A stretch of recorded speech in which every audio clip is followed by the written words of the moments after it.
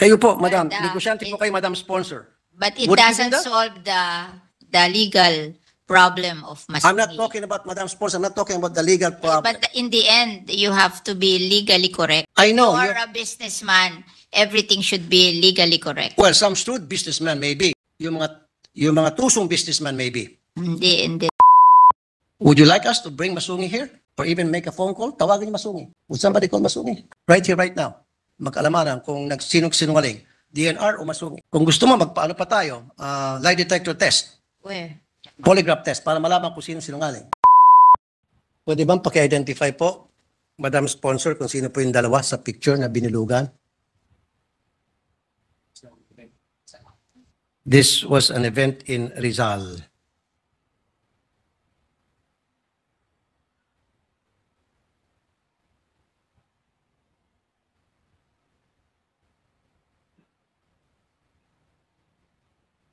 Si Governor Inales. They are stakeholders operating in Rizal, and they were invited by the governor of Rizal to do what? discuss a joint project with all the stakeholders. Joint of projects. Rizal. Yes. Can the good sponsor tell us exactly who these two people are, their names, and then what who they represent, They are. and what are the kind of business that they do, that they own?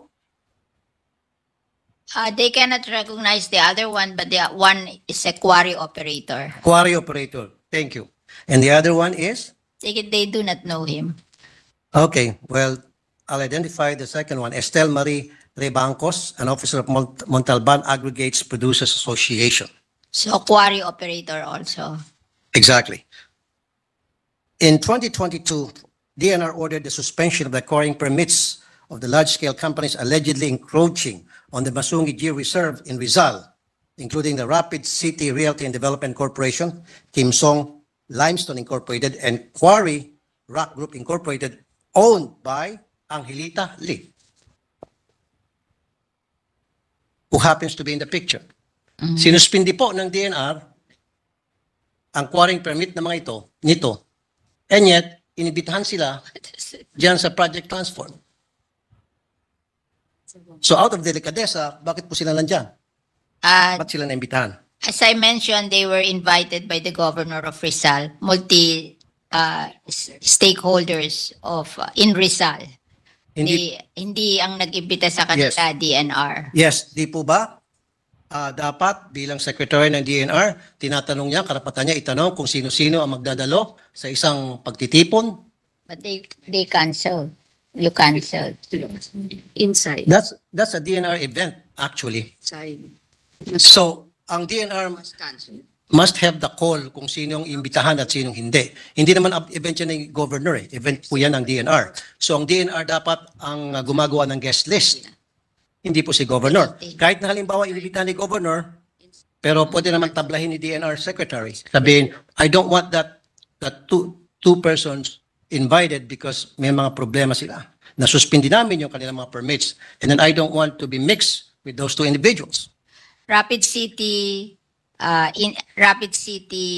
company inside the Masungi Reserve was canceled in 2023 because it's inside the protected area. Tama po. Italy, who is operating outside, is still operating. Yun nga po, Madam Sponsor, Mr. President. Nagkaroon ng event ang DNR. Now, siyempre, ang DNR may control doon sa guest list, doon sa mga taong imbitahan nila o hindi. Okay, sinasabi ng DNR, those two people were invited by the governor. Pero, The governor of Rizal. exactly. Pero sila pa rin may control kung sino ang papupuntahin nila o hindi, regardless kung invited the governor, because that's an event of the DNR, that's not an event.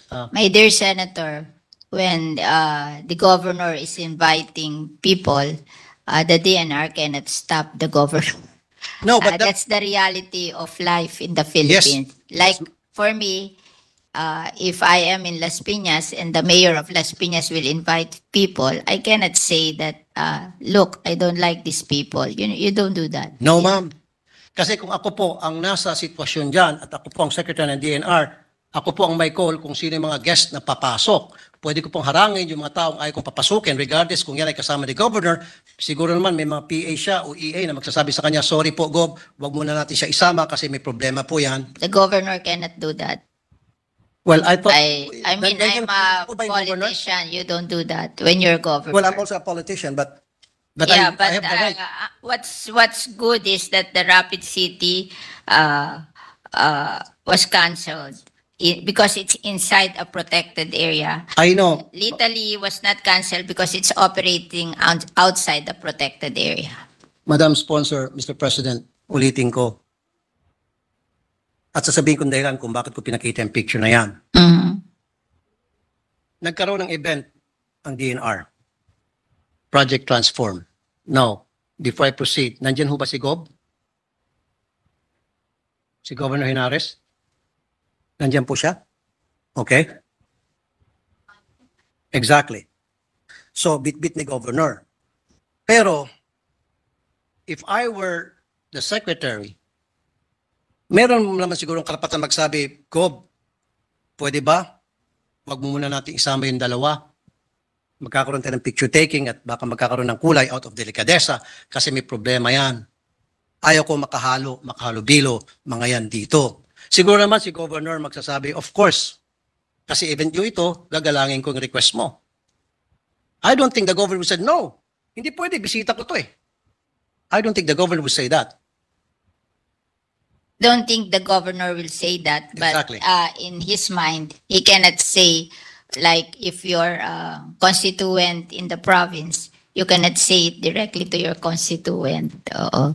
So that Kahit means, na gusto niyan sabihin, hindi niya, yes, so that means the governor has a say on environmental regulations. not But this is- necessarily. Therefore, may karapatan ng DNR na tumanggi kung sino yung mga bisitang ayaw na papasukin niya sa event nila. Because that was a DNR event.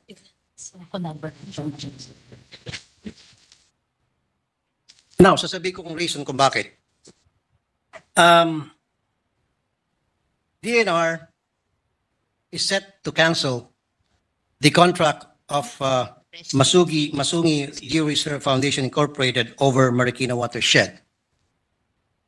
They might have the right to do so legally, but morally, no. Some people will say that.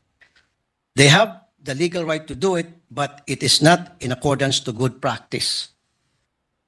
Sisibakin nyo yung Masungi and then papasok ng Project Transform na kasama dyan ay itong dalawang mga grupo na sinuspindi ang permit ng DNR.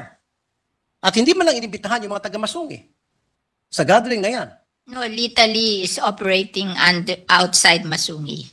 Kaya nga po, The other one lang is operating inside Masungi, and their permit was canceled. Yes, Madam Sponsor, Mr. President. Meron ho bang invited dyan ang taga-Masungi?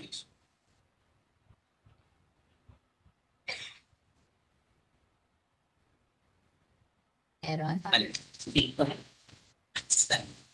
Kung may invited daw doon taga Masungi. They have to invited, ma'am, but they didn't. Bukod sa hindi invited yung Masungi, wala rin pong representative na indigenous tribe leaders and watershed NGOs. They said that this They were not is as well invited. Ang imbitado lamang, yung dalawang personality na binanggit ko, na meron pong problema sa DNR, mismo DNR na nag-cancel ng kanilang permit in 2022.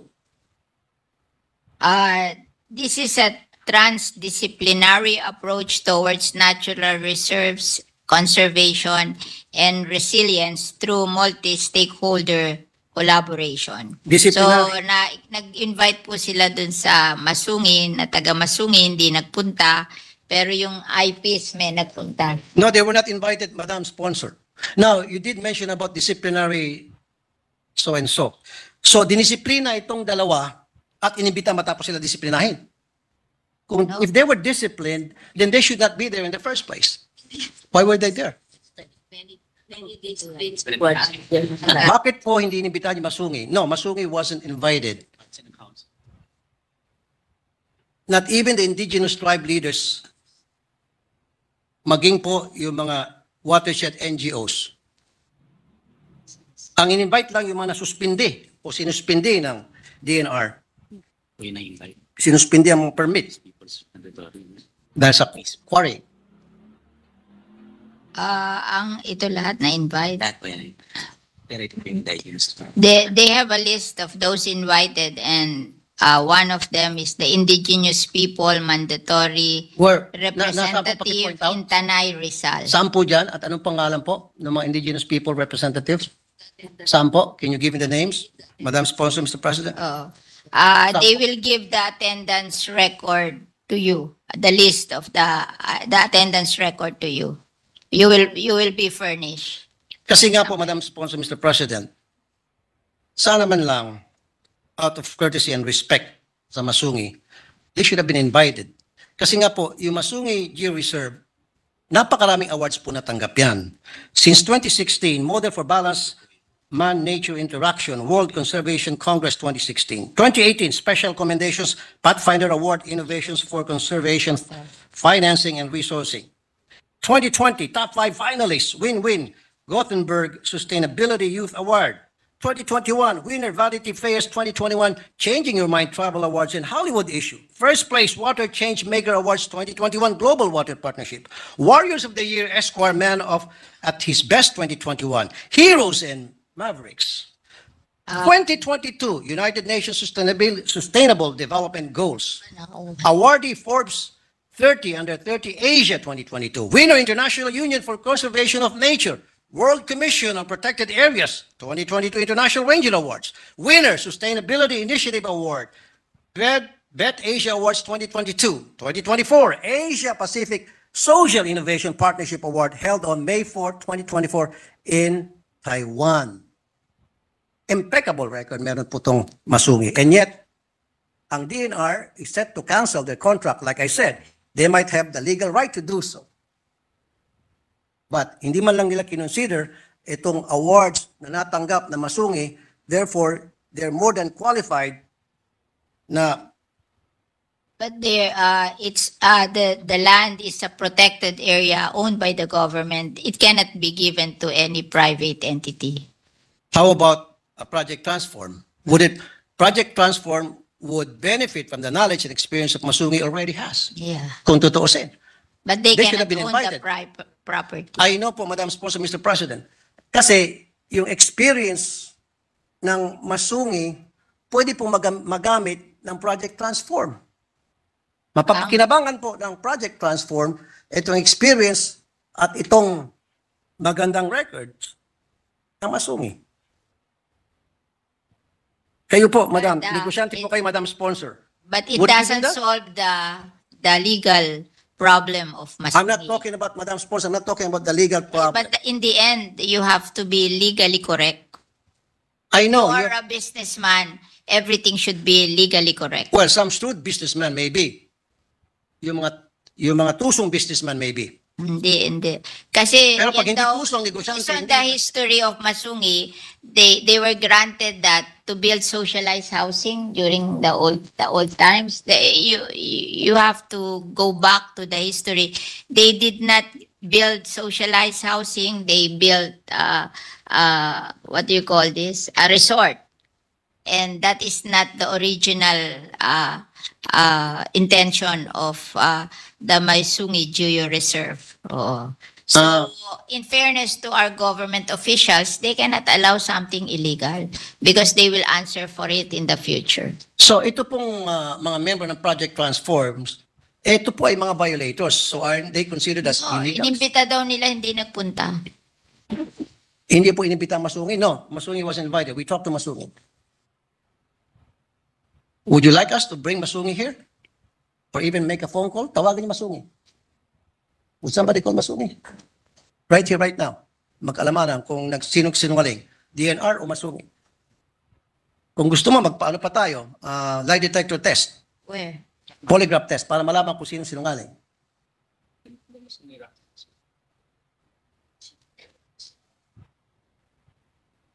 Of the Masungi Rock. Meron ba kayong pinadalang sulat? The Masungi Rock Management Council was invited and Masungi Geo Reserve is part of it. Well, show us proof like letter of invitation. Kasi siyempre, pag in-invite sila, hindi naman verbal lang yan. Yan po'y pinapadala sila ng sulat.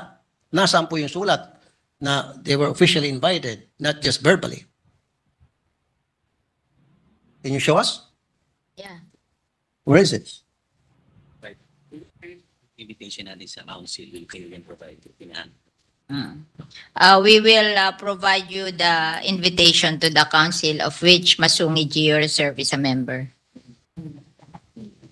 No, what I'm saying is a letter of invitation which Yes, would they're looking indicate for it. that they were officially invited. Without that letter, parang hearsay lang, na-invite kahit na hindi. At syempre, sabihin ng Masungi, we weren't invited. At sasabihin po ng DNR, yes, you were invited. So paano natin malaman kung sino nagsabing totoo o hindi? Dapat may invitation letter and then we receive. Mr. Tulfo, Senator Tulfo, they have a copy of the invitation. we see that? Forward it to you. Okay? Oh. That's good enough. Hindi lang nila dala ngayon, but they will forward it to you. Now, moving on.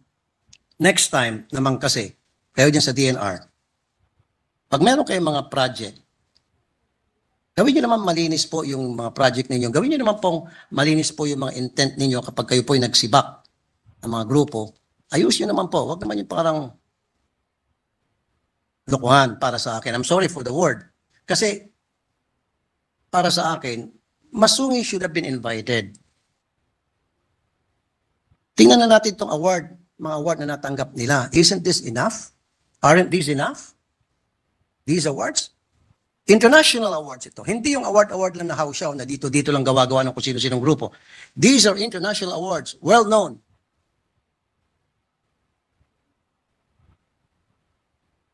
Groups.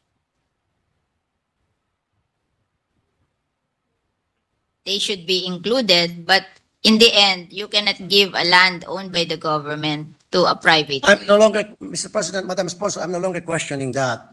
Yeah. Pass na tayo dyan. Ang sa akin lang, yeah, sabi ko nga, they might... They will give you the invitation. It's just that it's not with them now, but they will send you. And then on top of that, babalik ulit tayo na sana hindi nila in-invite yung dalawang sinuspend nila yung permit. Now, sabi nyo kanina, you did mention na yun ay isang gathering ng disciplinary something. Can you repeat again? It's a gathering of disciplinary... Multi-stakeholder collaboration to rehabilitate the area together with LGU. The stakeholders plan and identified projects to be implemented. Na-mention niyo po kanina, Madam Sponsor, Mr. President, yung word disciplinary.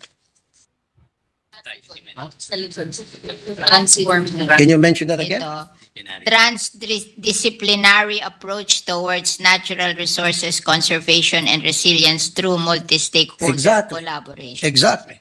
Didisiplina nyo itong dalawang kumpanya itong dalawang tao dahil violator sila and yet you invited them.